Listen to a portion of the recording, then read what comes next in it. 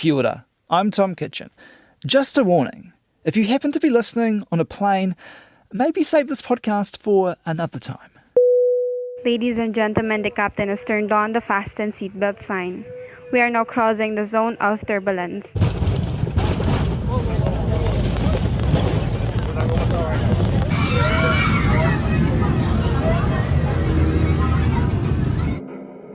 Talk of this phenomenon has been all over the headlines lately. 23 New Zealanders were on board a plane that suffered such severe turbulence that 71 people were taken to hospital, 2 of them Kiwis. 1 person died from a suspected heart attack. The flight from London to Singapore plunged 2 kilometres in 3 minutes and was forced to land in Bangkok. We're getting pictures of inside the cabin where there is blood-stained carpets and chairs. A Kiwi couple have told One News they didn't think they'd survive the flight. There was just violent shaking of the plane. It felt like a really, really strong earthquake. Next thing I know, I was in the ceiling and I thought that was the end. Yeah. I really did. And a couple of days after that nightmare, it was another terrifying ordeal in the air, this time a Qatar Airways flight from Doha to Dublin. 8 people in total were taken to hospital. Shaken passengers said the cabin crew had injured arms, some of them bloodied faces. Just from watching the episode that happened last week, it was there in your mind. It was so scary at the time. You just don't know, is this it or not? and that brings back memories of just a few months ago. Now to a story getting huge coverage around the world. Passengers have described the horror moment. An Auckland-bound flight nosedived, sending people flying across the cabin and injuring around 50 on board.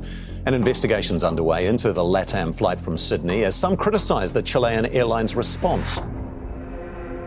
Today on The Detail, is turbulence getting worse? And if so, why? And how will that change flying? Ashok Porduval is the Chief Executive of Massey University's School of Aviation. He's also President of the Aviation Industry Association of New Zealand.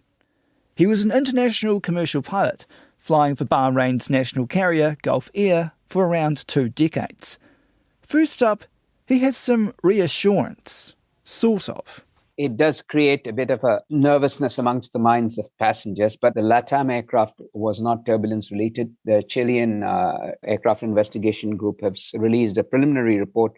They have not drawn a conclusion, but they have stated it's not meteorological phenomena. So it was due to a seat movement. A seat movement, did you say? What is stated there in the report, which is all I'm going to say at the moment, is that the captain's seat, pilot's seat, was inadvertently moved forward and caused some problem. They have not released details of the nature of the problem. I'm mentioning that because we need to discount that and talk about the other 2 that you mentioned. Sure. So there are 2 turbulence incidents which have happened in quick succession. The fact of the matter is it's really pretty much coincidental, because if we look at an FAA report in 10 years from 2012 to 2022, only 34 passengers were seriously injured in about 163 turbulence instances over 10 years. So it's very low. It's over 25 years since a passenger has been killed in commercial aircraft turbulence. The last fatal turbulence-related accident, that was in 1997. United Airlines 747 took off from Narita Airport in Tokyo, and it was headed to Hawaii, but it would never get there. This fatality that was on the Singapore Airlines flight,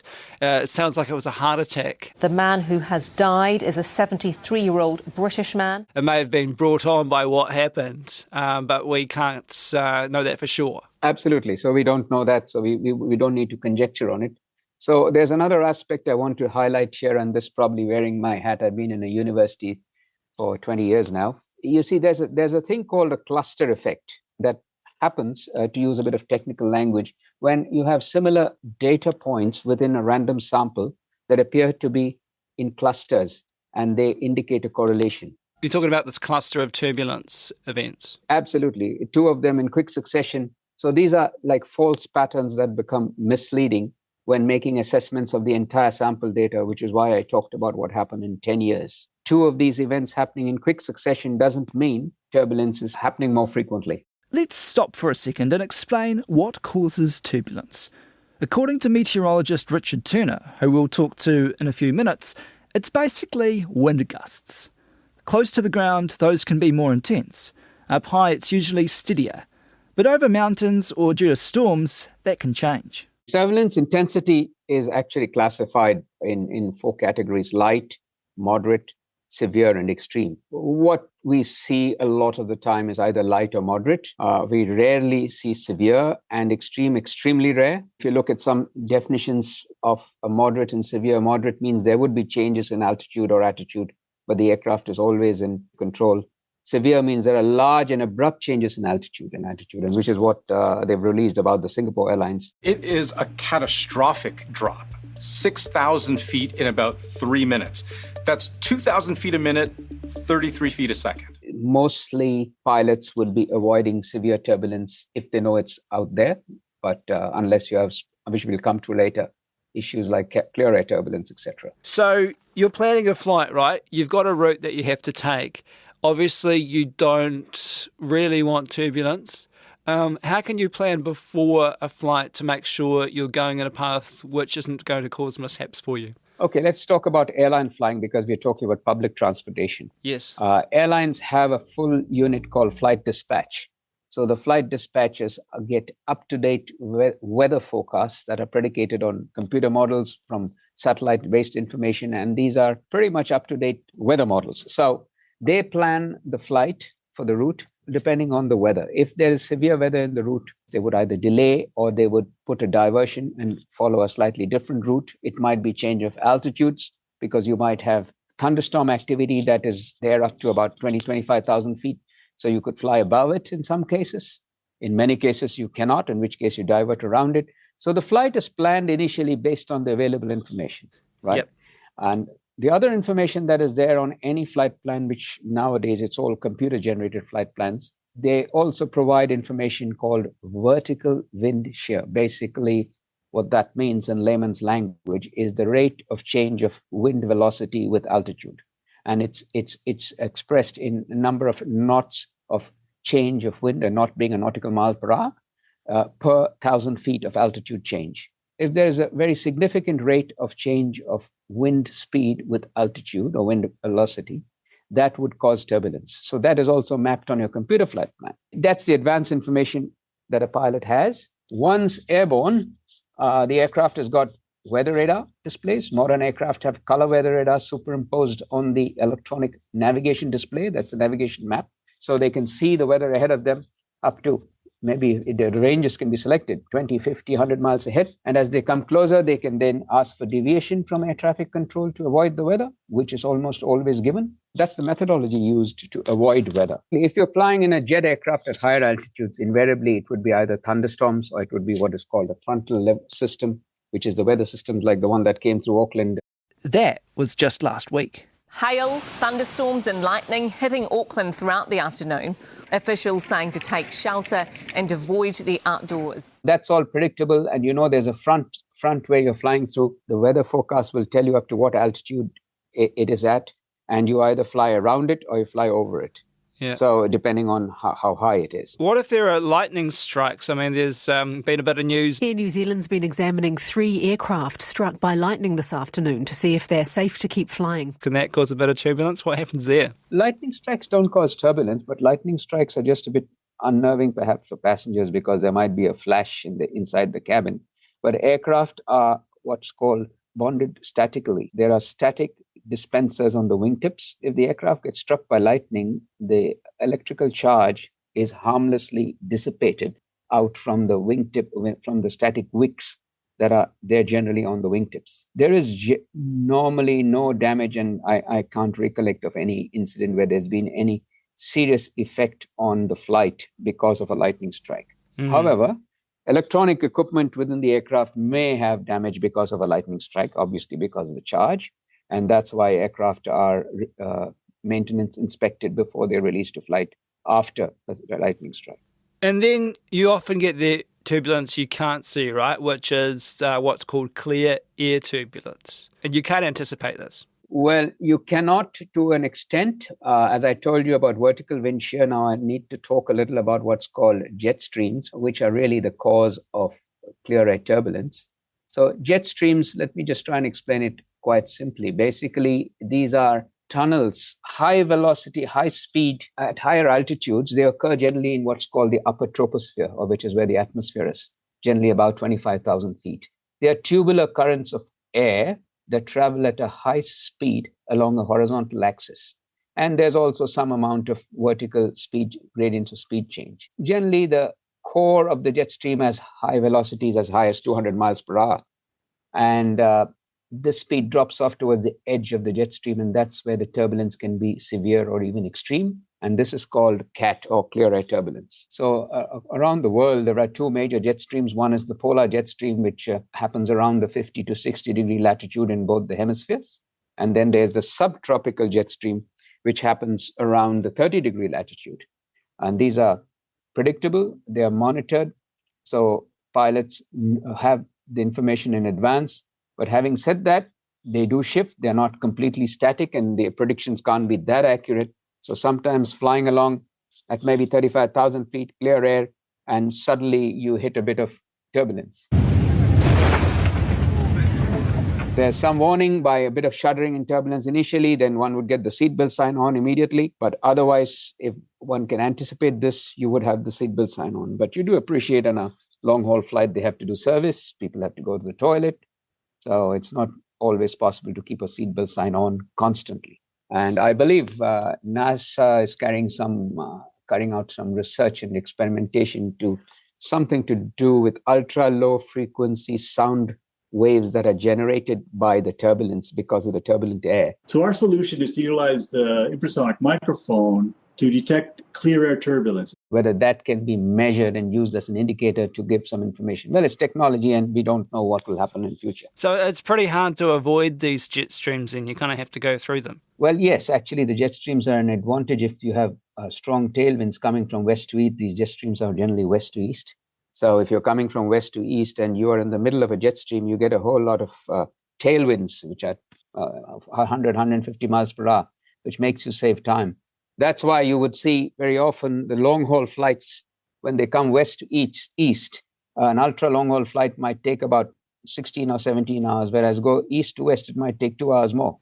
Oh, really? Simply because of the jet stream effect. I mean, if you just look at the flight time for the ultra-long-haul Dubai to Auckland or Singapore to New York, these ultra-long-haul, you'll see there's a significant difference in the flights going east to west and west to east. What kind of damage can turbulence cause to an aircraft? Obviously, we've heard the stories about the people getting jumping out of their seats or flying out of their seats and hitting the panels above their heads. Bruce Elam needed 31 stitches to his ear. When it started shaking, I suddenly realised I didn't have my seatbelt on because I'd been up. And I went to try and get it to click it on, but next thing I know, I was in the ceiling. His head making this indent in the plane roof. What about the actual technical parts of the aircraft? Well, whenever there's been people thrown out of the seats, etc., that's more, it would be severe to extreme turbulence. That would be the classification.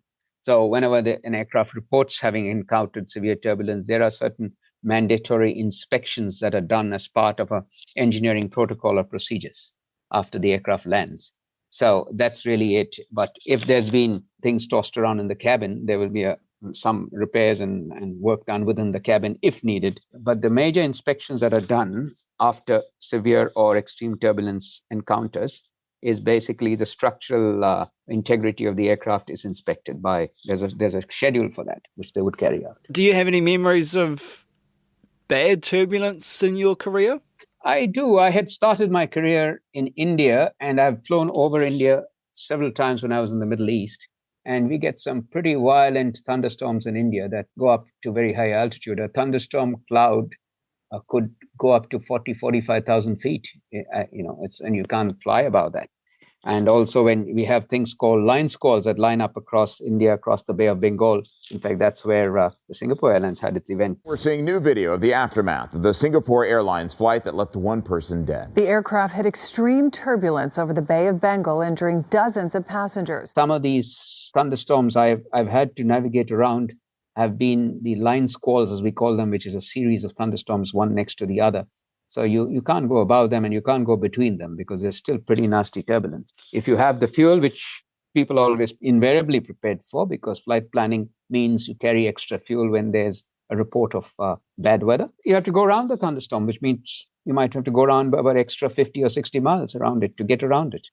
Richard Turner is a meteorologist at NIWA. I asked him if there are any areas where planes are most likely to hit turbulence. There are sort of places, certainly around the equator where the intertropical convergence zone happens. If anyone's ever flown to the northern hemisphere, they might recall having experienced a lot of bumps as you go over or around the equator. Certainly around mountainous areas of the world, it's definitely more likely to encounter turbulence. And also, if your flight is at flight level travelling in the jet stream, often there you're travelling with the jet stream, you're more likely to encounter clear air turbulence then. I found the world's most turbulent route was from Santiago in Chile to Santa Cruz in Bolivia. Any idea why? Probably because of the mountains and being mid-latitude, probably getting the very high steep mountains of the Andes and also the southern hemisphere jet stream probably would traverse that area too.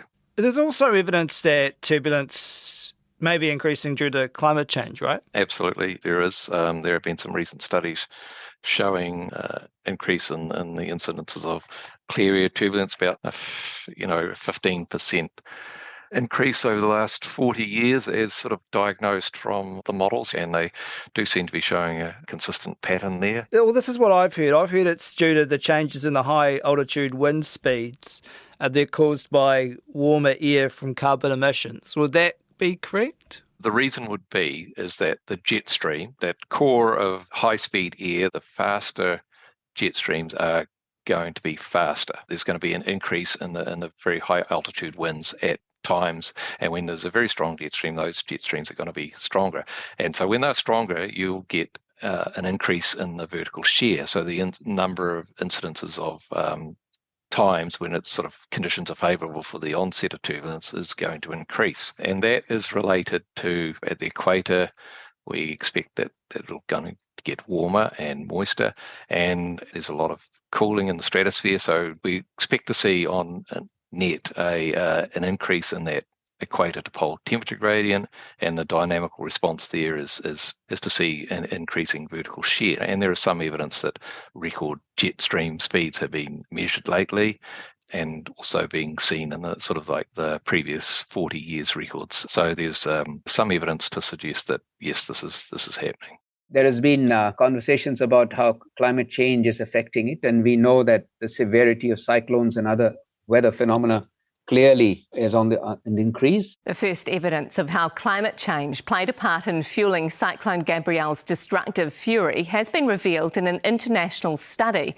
World Weather Attribution found climate change caused more rainfall, which led to the deadly flooding. Obviously, the jet stream effects will also likely to change. Do you think that'll mean that that'll alter the way that pilots have to plan for the flight? Yeah, it could do, absolutely, because turbulence is nothing but part of nature, part of the weather. All decisions are built around the predictions and forecasting of weather, as I said, prior to departure. And after departure, pilots are trained to make decisions depending on what they actually encounter, which is why the number of weather-related accidents and deaths in aircraft are not significantly high.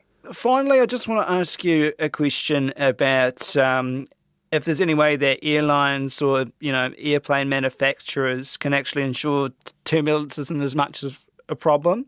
Don't know if it's about improvements to airplanes or processes in the way we run flights, or is it just a natural weather phenomenon that we have to deal with? I'll answer that in two parts. One, in modern aircraft, there are, for example, the 787s, and I think in the 345, many of the modern aircraft, there are things called gust alleviation system. It alleviates the effect of gusts with a certain, I won't get into the technology behind it, but through the design of the aircraft itself. For example, the wingtip of a 787 and even some of the other larger aircraft, the wingtip actually moves up and down by almost maybe several feet, maybe 8 or 10 feet. When the aircraft is in flight, it moves up. It's that flexibility allows you to ride. It's like the springs or the suspension on a car going around a bumpy road. It allows the aircraft to ride through turbulence to an extent. Those are the kind of measures that are being taken technology-wise. I can't predict what other technology might come in. I'm not sure what could be done in the cabin. Maybe they will find something. I'm not sure. But essentially, I will just sum up by saying the forces of nature, you can only plan ways of resilience and dealing with it. I doubt that we can really overcome it because it's pretty severe. Even today, if a modern aircraft flew through a violent thunderstorm, it can be literally broken up in the air or thrown to the ground. And that's why they avoid thunderstorms and severe weather. People don't do it. That's no different, Tom, than if you drive at 100 kilometers per hour along a hairpin bend of a mountain road. I mean, seriously, one wouldn't do that, would you? It's the same thing. Just on that, so you said that lightning strikes aren't a huge issue for airplanes, but thunder is? What is the issue in a thunderstorm? It's the violent winds. In a thunderstorm that's vertically developed, there are extremely strong vertical winds up and down that will toss the aircraft up and down literally. Because remember, an aircraft is moving forward at something like 500, 600 kilometers per hour through winds. So it's like driving at 500 kilometers per hour along a very severely bumpy road that's up and down. And in terms of changes in the way we all airlines run flights, I mean, for instance, Singapore Airlines made some changes after what happened. Singapore Airlines has updated its seatbelt policy on planes. The move comes in the wake of this week's deadly turbulence incident. The airline now says it will not serve hot drinks or meals with the seatbelt sign on. Simple things like that. Anything else you can think of that might help? I'm afraid, Tom, nothing really. One can err on the side of caution in keeping the seatbelt sign on whenever there is even the slightest doubt. Very often, what happens in practical life is cabin crew have a flight. They've got meal services to complete. They've got drink services to complete. By drinks, I mean whether it's tea, coffee, or drinks in the economy class, whatever. So if the seatbelt sign is on, kept for a long time, in an 8-hour flight, if it's on for 6 hours, they can't do the meal service. They get edgy about it. As a pilot, I've seen that. They come and ask, when will the seatbelt sign go off? We won't be able to do meal service otherwise. And passengers also get grumpy if they don't get anything unnaturally. That's it for today. The Detail is funded by RNZ and NZ On Air. Thanks to Ashok Porduval and Richard Turner. This episode was produced by Davina Zimmer and Gwen McClure. It was engineered by Phil Benj. I'm Tom Kitchen. Safe travels.